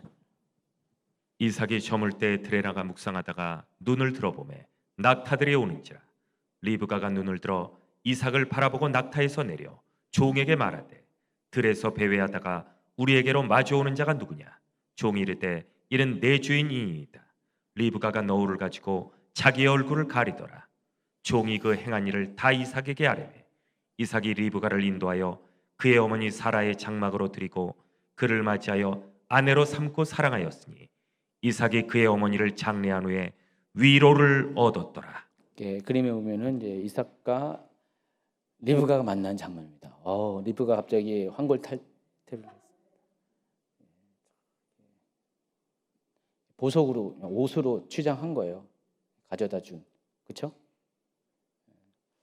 여러분이 이렇게 그리스도의 청혼을 이렇게 수락하면은 하나님께서 여러분을 저같이 꾸며 주실 것 같아요. 그렇죠?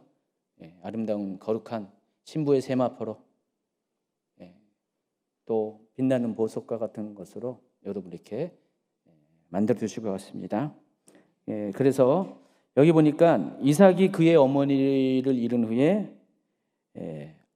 사라를 리브가를 통해서 위로를 얻었다고 그랬어요. 그리고 이삭이 리브가를 어머니의 장막으로 인도했다 그랬습니다. 다시 말해서 여기가 신혼방이 된 거예요 지금. 그래서 이삭의 장막이라고도 말할 수가 있죠. 그래서 이삭의 장막으로 이렇게 인도를 했습니다. 그래서 이삭은 종말론적으로 장차 재림하실 그리스도와 함께 거할 혼인잔치를 예표하는 그림자이기도 합니다. 여러분도 언젠가 이삭의 장막으로 들어가게 될 겁니다. 그 혼인잔치는 또 계시록 20장에서는 구체적으로 뭘 의미하죠? 천년왕국을 의미합니다. 그래서 여러분이 나중에 이렇게 잘 정결한 순결한 신부로 준비되어 있으면은 하나님께서 전도자 입술 통해서 여러분을 예수 그리스도의 재림 때의 그 혼인잔치에 능히 들어가 있는 사람으로 준비시켜 준다는 것을 아시기 바랍니다. 자, 24장 여기까지 끝내고요. 이제 25장으로 보면은 이제 아브라함의 죽음에 관한 이야기가 등장하고 또 이삭의 두 아들의 출생에 관한 이야기가 나옵니다. 25장 1절을 보세요. 아브라함이 후처를 맞이하였으니 그의 이름은 그두라라. 갑자기 또 아브라함으로 인물이 바뀌어 버려요. 아브라함이 후처를 맞이했대요. 말이 돼요 이게? 140세의 노인이 100세만 해도 그냥 산송장같이 내가 아들을 낳을까 막 포기했던 사람이 140세에 후처를 드렸대. 동네 사람들 이게 말이 됩니까? 안 되죠. 그래서 이것 때문에 설왕설래 말이 많아요. 자, 성경에 보면은 꼭 연대기적으로 기록되지 않은 부분들이 종종 있고 창세기도 그런 부분이 있어요. 그래서 어떤 분들은 이 내용을 연대기적으로 보지 않고 이미 있었던 일들을 요때에 맞춰서 주제를 나누다 보니까 뒤쪽에 배열한 것이 아니냐라고 보는 사람도 있어요. 따라서 지금 140세의 나이에 난 게 아니라 140세 이후에 결혼해서 난 게 아니라 그 이전에 이미 이 아들을 낳았다. 구드라를 이렇게 들여서 나를 낳았다. 그래서 여러분 이 구드라를 소개하는 이 단어가 참 키포인트예요. 여기 보면은 아브라함이 후처를 맞이했다 그랬는데 이 후처라고 이렇게 번역했는데 이게 히브리어로 이샤예요. 이샤가 이제 여자를 뜻하는 뜻이기도 하고 아내를 뜻하는 뜻이기도 합니다. 그래서 이건 정식 아내예요. 이샤라고 소개를 하고 있어요. 정식 아내잖아요. 그러면은 정식 아내라면 뭐예요? 사라가 죽은 후에 또다시 결혼한 정식 아내가 맞죠. 그걸 이샤라고 불러요. 자, 그렇게 된다면은 140세 이후에 무려 6명의 아들을 낳았어요. 그 이해가 성립되죠. 근데 역대상 기록에 보면은요, 역대상 1장 32절에 보면은 이 구드라를 뭐라고 소개했냐면은 필레게시라고 해가지고 이 필레게시는 첩을 가려요. 아내가 아니라 이씨와 필레게시는 서로 대립되는 개념이에요. 그래서 창세기는 후처라고 번역을 했고 역대상에는 첩, 소실 이렇게 번역을 했습니다. 그럼 첩은 뭐예요? 소실은 아내가 있는 가운데서 들어온 여자예요. 그럼 어떻게 해요?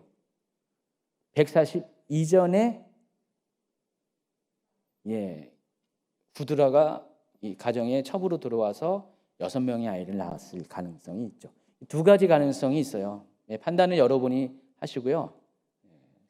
근데 이제 창세기 기록에 따르면은 아브라함은 분명히 후처를 얻은 걸로 되어 있기 때문에 또 일단은 그렇게 믿고 이렇게 이야기를 풀어가겠습니다. 어쨌든 그렇게 됐다면은 140이 넘어가지고 또 다시 결혼해가지고 아들을 낳는데 한 명도 아니고 6명을 계속 낳았다. 그러면 정말 하나님께서 아브라함에게 씨에 대한 자손에 대한 복을 준 게 맞죠. 우리는 이전까지는 먼 날 아브라함 후손들이 그렇게 될 것이다. 겨우 달랑 하나, 물론 이스마엘도 있겠지만 달랑 하나 진짜 백의 아들 이삭 한 명만 딱 주신 하나님으로 알고 있는데 아니에요. 아브라함은 6명 아들을 또 낳았어요. 만약에 이 구드라가 후처 정실 부인이라면은 아들이잖아요. 그래서 믿음의 조상 아브라함은 7명의 아들이 있었는데 그게 맞아요. 그렇죠? 이스마엘은 아들이 아니에요. 그래서 요 6명과 이삭이 정식으로 아들이죠. 그래서 하나님은 이렇게 하나님의 약속은 미래적으로만 성취되는 것이 아니라 현재적으로도 성취된다는 사실을 또 아시기 바랍니다. 하나님이 여러분이 무슨 약속을 했으면은 그래 나는 뭐 내 때 안 이루어질 수 있어. 난 그래서 상관없어 괜찮아. 나는 아브라함 같은 사람이니까 뭐 내 후손 때 미래 언젠가는 이루어져도 괜찮아. 나는 믿음이 좋아서. 근데 속으로는 그럼에도 불구하고 내 대에 뭔가 이루어지기를 원하고 이루어지지 못한 것에 대한 안타까움이 있잖아요. 근데 여러분 염려하지 마세요. 아브라함을 지금 보니까 미래적으로도 이루어지지만은 현재적으로 하나님께서 약속을 이루어졌다는 사실을 확인할 수가 있습니다. 한편에 아브라함은 이렇게 자식이 많다 보니까 이삭을 위해서 미리 죽기 전에 후계 구도를 깔끔히 마무리합니다. 그래서 오직 모든 상속권은 이삭에게만 주고요. 나머지 아들들은 재산들의 일부를 충분히 줘가지고요. 아브라함 재산이 많으니까 재산들의 일부를 줘서 일찌감치 자기가 죽기 전에 이삭을 떠나서 저 동쪽 땅으로 보냅니다. 요단강 건너 저 동쪽으로 멀리 보내버립니다. 그래서 이삭만 이 가나안 땅의 약속의 땅에 남게 해버립니다. 5절 6절 아브라함이 이삭에게 자기의 모든 소유를 주었고 자기 서자들에게도 재산을 주어 자기 생전에 그들로 하여금 자기 아들 이삭을 떠나 동방 곧 동쪽 땅으로 가게 하였더라. 그래서 2절부터 4절까지 보면은 그드라가 낳은 자식들이 소개되어 있어요. 여기 보니까 시므란, 욕산, 무단, 미디안, 이스박, 스아 6명의 아들을 낳았어요. 그렇죠? 그드라가.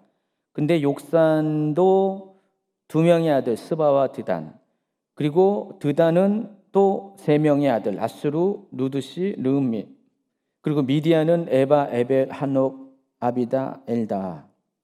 또 많이 났겠죠. 근데 요 이름들이 소개된 이유는 실제로 이 13명의 이름이 나중에 13 방백이 됐다는 거예요. 그 아람 민족 중에 두 그룹이 있어요. 첫 번째는 그 이스마엘을 통해서 이스마엘의 후손 중에서 12방백이 나왔고요. 이스마엘의 그 아들이 12명의 아들이 있었고요. 그리고 이 구드라를 통해서 아들, 손자, 증손자까지 해가지고 13명의 방백이 한 족속을 이루는 어떤 가문의 시조가 되는 김해 김씨, 뭐 안동 김씨, 그리고 이런 식으로 그런 사람들이 이스마엘 통해서 12명, 그리고 그드라를 통해서 모두 13명이 나왔다는 거예요. 그래서 오늘날의 중동에 있는 아랍 국가들의 조상이 다 요 두 사람의 통해서 나온 사람들이 대부분이에요. 그래서 성경에 보면은 이 아들들의 이름들이 나중에 다 동일하게 등장을 하게 됩니다. 자, 아브라함은 자지간 씨 퍼뜨리는 데는 대단한 것 같아요. 하나님은 아브라함 통해서 나온 씨들은 전부 다 뭐예요? 민족을 이루고 나라를 이루게 만듭니다. 그게 아브라함의 축복입니다. 그리고 이제 이 모든 것을 마친 후에 아브라함은 175세에 죽음을 맞이하고 또 그 또한 막벨라 굴에 안장을 하게 됩니다. 이때 이삭과 이스마엘이 장례를 같이 돕습니다. 그리고 이삭이 이제 장례를 마친 다음에 이삭이 이제 상속권을 물려받았잖아요. 그럼 어떻게 해요? 헤브론에 남아 있어야 되잖아요. 근데 안 그래요. 이삭은 또 다시 자기가 살고 있었던 브엘레헤로이로 다시 돌아갑니다. 제가 이삭이라면은 헤브론에 남아 있어야 맞아요.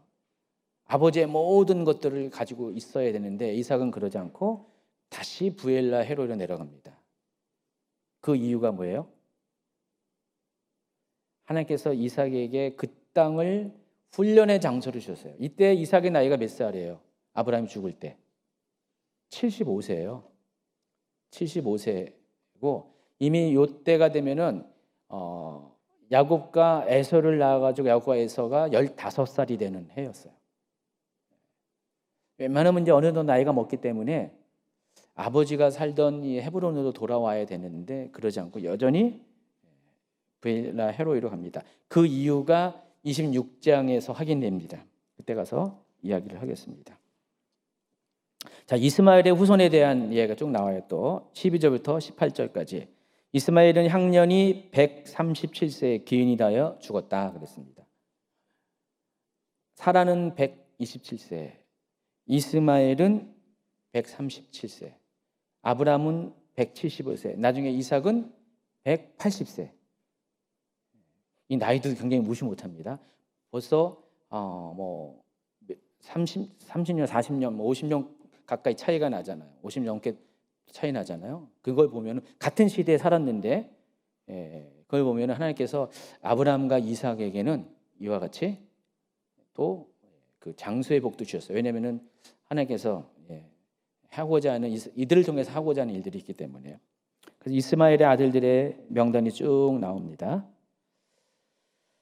자, 19절부터는 이삭의 족보가 등장하는데 19, 20절. 아브라함의 아들 이삭의 족보는 이러하니라. 아브라함이 이삭을 낳았고 이삭은 40세에 리브가를 맞이하여 아내를 삼았으니 리브가는 밧단 아람의 아람 족속 중 부두엘의 딸이요 아람 족속 중 라반의 누이였더라. 족보가 히브리어로 톨레도시라고 했잖아요. 근데 이게 창세기에 열 몇 번 나온다고 했나요? 제가 12번 나온다고 했나요? 생각이 제대로 열 몇 번 나온다고 했는데 근데 그 중에서 10번이 이와 같이 아브라함의 아들 이삭의 족보는 이러하니라 이런 식으로 어떤 문단을 전환시킬 때 사용한다고 했죠. 10번이. 그래서 새로운 족보를 소개할 때 어떤 상황을 소개할 때 이렇게 톨레도시를 사용했다고 그랬어요. 자, 이삭의 족보를 이제 소개하는데 대단한 게 아니에요. 아브라함이 이삭을 낳았다. 이게 다예요. 이삭의 족보가 이게 다예요. 그런데 이거보다 더 중요한 내용이 20절에 있어요.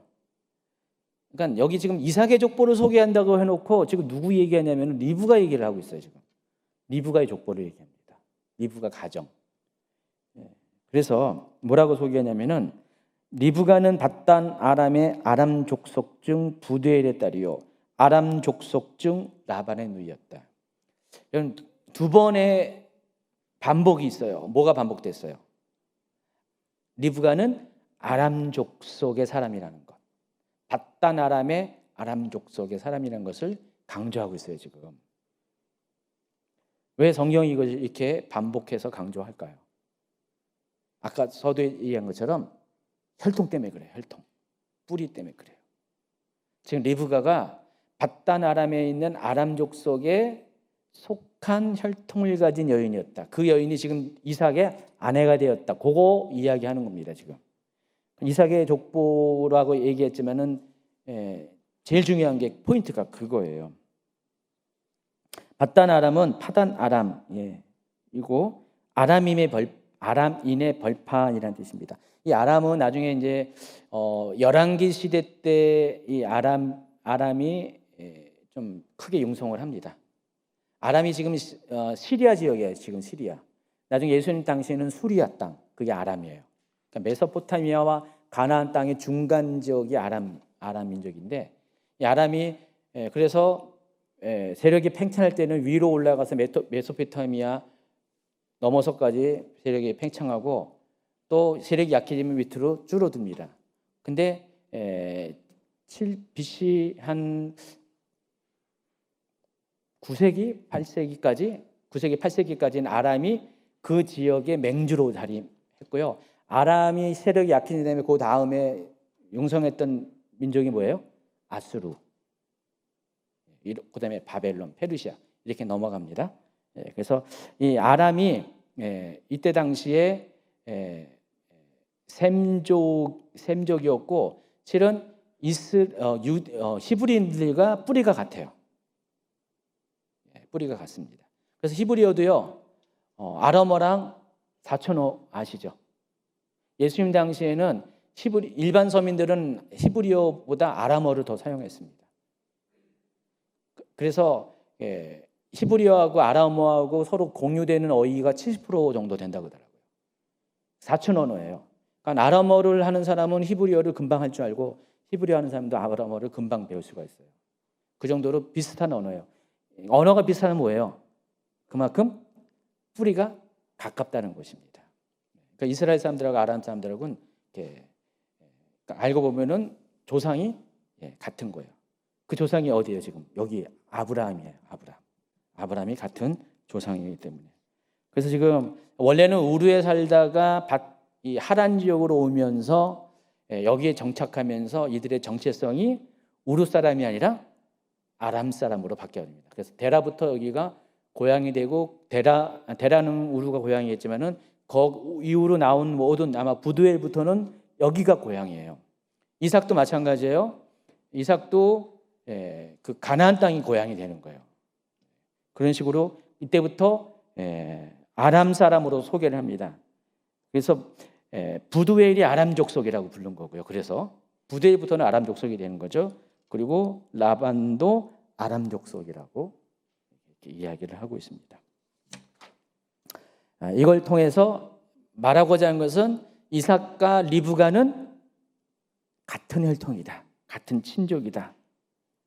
아까 말씀드린 것처럼 같이 하나님을 인식하는 기본적인 신앙을 공유하는 사람들이다. 그 라반이 그 엘리에셀을 맞이할 때 표현 보세요. 여호와께 복을 받은 자. 여러분 여호와라는 말은 아무나 쓰는 말이 아니에요. 오직 여호와라는 이름을 아는 사람들만 쓰는 거예요. 근데 지금 이들에게는 여호와라는 이름이 아주 익숙합니다. 이것이 가나안 족속과 이 메소포타미아에 있는 밧단 아람에 있는 아브라함의 혈족의 중요한 차이점이에요. 그래서 하나님께서 그것 때문에 가나안 여인 중에서 이삭의 아내를 선택하지 말고 힘들더라도 거기까지 가가지고 바단 아람까지 가가지고 아내를 구해오라고 이야기한 겁니다. 자, 이삭이 40세에 결혼했어요. 근데 이 집안은 좀 유전적인 게 있어요. 아이를 못 낳아. 이 집안에 오기만 하면 며느리들이 아이를 못 낳아. 좀 사라도 결혼을 언제 한지 모르겠지만은 사라가 90세 첫 아들을 낳았지만은 아마 아브라함하고 결혼한 지는 거의 한 60년, 70년 되지 않았을까요? 리브가도 요 정도 나이에 결혼했는데, 근데 그동안에 임신이 안 된 거예요. 오랜 세월을 임신 안 했는데, 그것에 비교할 수는 없지만은, 이 리브가도 분명히 건강한 처자였는데, 이 집에 시집이 오니까 아이가 안 생겨. 그래서 20년 동안을 불임의 시간을 보냈습니다. 여러분 생각해 보세요. 아브라함도 이삭을 낳기까지 그렇게 오랜 시간을 그렇게 보냈는데, 이삭도 아버지처럼 20년의 시간을 자식을 기다리고 있었어요. 근데 자식이 안 나요. 그래서 21절에 보니까 읽어주세요. 이삭이 그의 아내가 임신하지 못하므로 그를 위하여 여호와께 간구하며 여호와께서 그의 간구를 들으셨으므로 그의 아내 리브가가 임신하였더니. 이걸 보면서 이 리브가의 임신, 불임과 임신은 하나님께서 주관하고 있다는 것을 알 수가 있습니다. 왜 그랬을까요? 이삭에게도 뭐가 필요했을까요? 아버지 아브라함이 통과해온 그 시간이 필요했어요. 인내의 시간. 그걸 통해서 약속의 씨에 대한 소망이 필요했었고, 또 하나님께서 이삭을 다루시고 만지고자 하는 모든 것에 통과하는 시간이 필요했던 것입니다. 그래서 자녀가 임신이 안 된 거예요. 그러다가 20년이 딱 돼가지고 이제 하나님이 때가 되니까 자식을 주시는데, 이게 웬일입니까? 한꺼번에 2명을 주셨습니다. 그래서 여러 면에서 이삭은 아버지 아브라함과 비슷하면서도 다른 면이 있어요. 저는 이걸 뭐라고 이렇게 설명하냐면은, 아브라함은 믿음의 1세대예요. 근데 이삭은 2세대예요. 그래서 1세대가 감당해야 될 그 믿음의 연단은 굉장히 강하고 세요. 근데 1세대가 이미 한번 막아섰기 때문에 그 파고가 좀 약해요. 그래서 이삭도 똑같이 아버지처럼 인내의 시간을 보내야 되지만은, 아버지가 이미 통과한 것으로 인해서 이삭은 겪기는 겪되 더 낮은 강도, 낮은 범위의 인내의 시간을 보냈고, 또 뭐가 다르냐? 아브라함은 철저히 하나님을 모르는 사람에서 하나님을 알아가는 사람으로 바뀌는 반면에, 이삭은 태어나서부터 믿음의 교육을 받으면서 하나님을 알면서 태어났죠. 그러다 보니까 아브라함이 세상 사람에서 믿음의 사람으로 바뀌는 과정 속에서 이렇게 흠과 결점들을 뽑아내는 그 작업이 거의 필요 없는 거예요. 그러니까 이삭 같은 경우는 그래서 통과는 하되 시간이 짧은 거예요. 강도도 약할 수밖에 없습니다. 그래서 이삭은 아버지에 비해서 비교적 평탄한 삶을 살게 됩니다. 근데 2명의 아이를 낳았어요. 근데 문제가 생겨요. 약속의 씨는 둘이 될 수가 없는 거예요. 하나밖에 될 수가 없었어요. 아브라함과 이스마엘 중에서 오직 한 사람 이상만이 약속의 씨가 된 것처럼, 이삭의 2 아들 중에도 약속의 씨는 1명입니다. 그래서 이 야곱과 에서가 태중에서부터 서로 경쟁하면서 출생합니다. 자, 이렇게 임신한 아내를 보니까 어느 날 리브가가 그런 거예요. 여보, 아이가 지금 막 뛰놀고 있어요. 지금은 우리가 이제 뭐 초음파도 있어가지고 쌍둥이 임신한 거 바로 얼마 있으면 알잖아요. 그때는 나봐야지 알잖아요, 그렇죠? 근데 뱃속이 이상해. 뱃속이 전쟁터야 이게. 점점 시간이 갈수록 배가 불러갈수록 막 이 뱃속에 막 싸움이 일어나고 있어. 너무 이상한 거예요. 여러분 상상을 해보세요. 너무 이상한 거예요. 막 이게 애가 1명이 아닌 것 같아. 애가 2인 것 같아. 막 싸워 지금 치고받고 싸우고 있어. 그 너무 이게 수상쩍어가지고 이삭이 이걸 가지고 하나님께 나아갔잖아요. 기도 제목이에요. 22절. 그 아들들이 그의 태 속에서 서로 싸우는지라 그가 이르되 이럴 경우에는 내가 어찌할꼬 하고 가서 여호와께 묻자온대. 지금 이삭이 이게 심각한 경우예요. 지금 상황이. 여러분 웃어는 게 아니라 아주 심각한 경우예요. 어떻게 이렇게 뱃속에서 애들이 싸울까? 그때 이제 하나님께서 이삭의 기도 질문에 대해서 이렇게 대답합니다. 여호와께서 그에게 이르시되 두 국민이 네 태중에 있구나. 두 민족이 네 복중에서부터 나누이리라. 이 족속이 저 족속보다 강하겠고 큰 자가 어린 자를 섬기리라 하셨더라. 앞에 것까지는 충분히 이해해요. 두 국민, 두 민족. 근데 큰 자가 어린 자를 섬긴다. 이거 아주 그냥 놀라운 하나님의 예언이잖아요. 이게 약속이잖아요. 그래서 결국은 이 예언대로 하나님의 말씀대로 에서의 후손이 야곱의 후손을 섬기는 역사적인 열매를 얻게 됩니다. 자, 그런데 두 아들은요, 태중의 싸움에서 끝나는 게 아니라 출생할 때도 싸워요. 계속 뱃속에서도 싸우지만 태어나면서 싸우는 거예요. 그래서 둘째 아이 야곱이 첫째 아이 에서의 발꿈치를 잡고 나오는 아주 기이한 해괴한 일이 발생합니다. 후에 나오는 손으로 에서의 발꿈치를 잡았다. 그래서 이름이 뭐라고 했어요? 발뒤꿈치를 잡은 자 야곱, 히브리어로 야코브라고 지었어요. 이 야코브라는 단어는 뜻이 뒷면이라는 뜻이 있어요. 그래서 이게 나쁜 의도로 사용할 때는 남을 사치하는 자, 거짓된 자, 발꿈치를 둔 자 이렇게 사용합니다.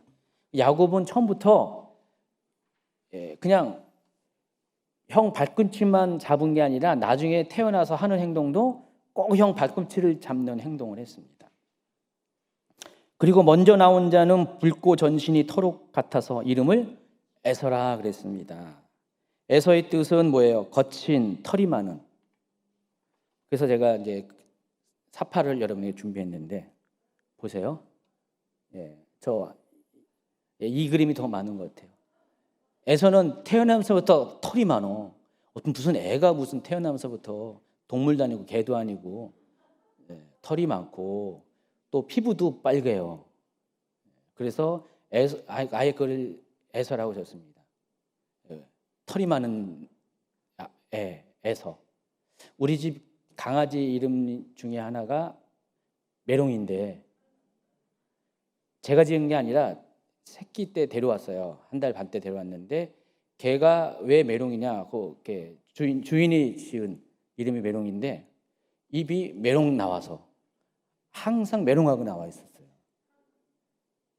걔는 내가 이해하는데 사람이 뭐 털이 많다고 해서 이거예요. 지금 에서 이름이 야 털복숭이 그거예요. 엄마가 지금 엄마 아빠가 아들 이름을 털복숭이라고 지어준 거예요. 지금 에서 이름을. 그리고 야곱은 에이 발뒤꿈치 잡은 놈 좋은 이름 다 안 해요. 두 개 다. 그래서 이렇게 태어났습니다. 그러다가 이제 야곱은 이름 그대로 살죠. 생애 전반은 발등꿈치를 잡고 살다가 나중에 이제 야복강에서 강가에서 분이엘에서 하나님을 만나면서 하나님과 겨루어 이긴 자, 씨름에서 이긴 자 해가지고 이스라엘로 이름이 바뀌어서 그때부터는 이스라엘로 살죠. 삶이 바뀌죠. 그래서 지금 이때까지만 해도 야곱은 아직은 여전히 야곱으로서 태어났고 야곱으로서 삽니다. 그래서 나중에 소개하겠지만은 야곱의 이름을 가지고 살았던 그 기간이 또 야곱에게는 뭐예요? 연단의 기간이에요. 그러니까 아브라함과 이삭도 하나님이 연단하지만은 그 언약의 계승자인 야곱도 똑같이 그와 같은 연단의 시간을 보내는데 야곱은 발뒤꿈치를 잡았기 때문에 그 발뒤꿈치를 잡은 걸로 인해서 연단을 받습니다. 그래서 하나님이 야곱이 그 나이에 어떻게 알았어요? 아기 때. 참고로 저도 쌍둥이거든요. 저는 기억이 없어요. 형하고 뱃속에서 뭘 했는지 기억이 없어요. 아마 야곱도 전혀 그런 게 없을 거예요. 자기 의지와는 상관이 없이 그랬을 것 같아요. 그래서 야곱이 에서와 이렇게 뱃속에서부터 싸운 거, 태어날 때 발등줄을 갖고 태어난 거, 나중에 보면은 이제 좀 이따 파충 얘기하겠지만은 시간이 많이 됐네요. 이제 마무리할 때가 됐는데 다 모든 것이 다 뭐냐?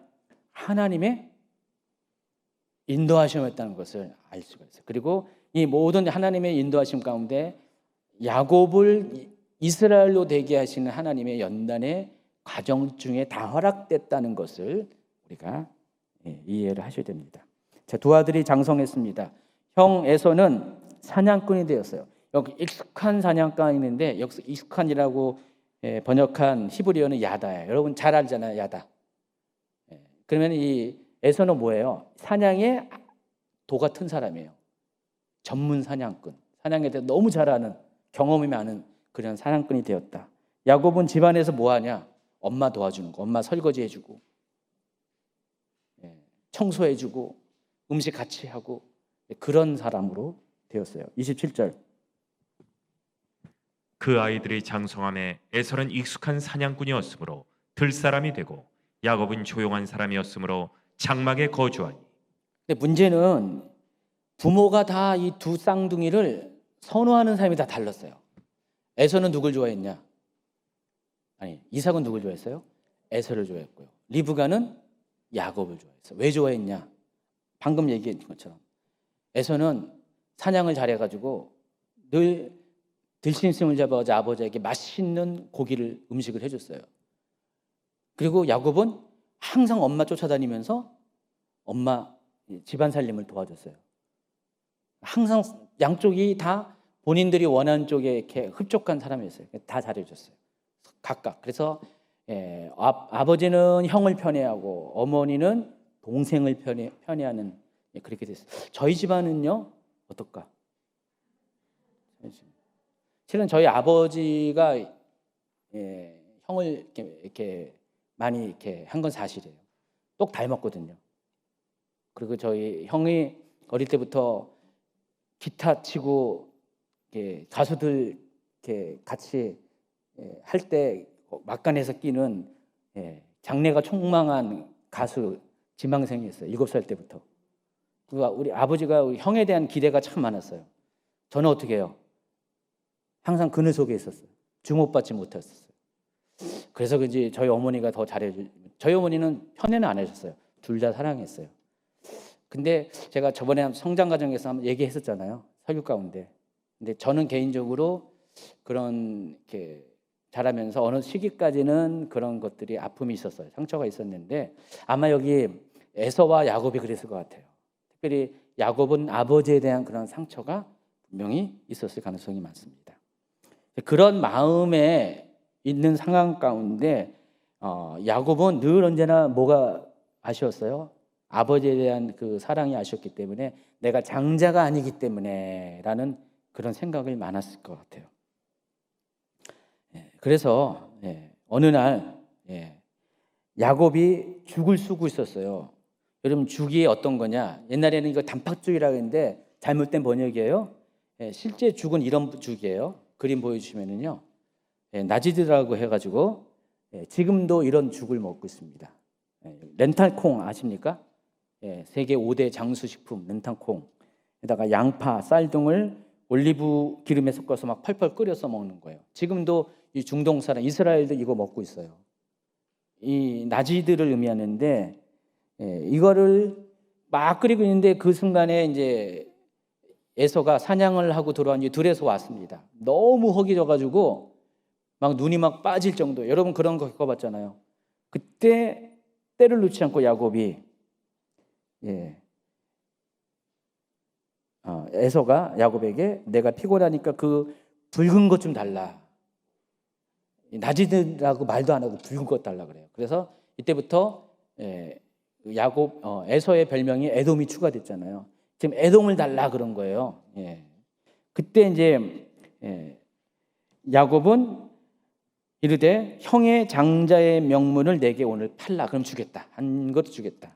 장자의 명분이라고 번역한 이 베코라라는 단어는 원래 초태생을 의미하는 단어인데 이게 장자의 상속권을 의미하는 단어가 됐습니다. 그래서 이스라엘에서 이 베코라를 가진 사람은 이 몇 가지의 특권이 있어요. 첫 번째, 아버지의 뒤를 승계해서 하나님과 사랑 앞에서 한 가정의 대표자가 되고요. 또 한 가지는 다른 형제가 상속받을 때 2배를 받고요. 언약의 관계 내에서 영적 축복의 후계자가 되는 이 베코라, 이 장자권을 가진 사람은 이런 특권이 있는데 지금 야곱이 이걸 자기한테 넘기라는 거예요. 자, 그런데 넘기라고 할 때 어떻게 하냐면은 30선자를 보니까 야곱이 이르되 오늘 내게 맹세하라 그랬어요. 에서가 맹세했어요.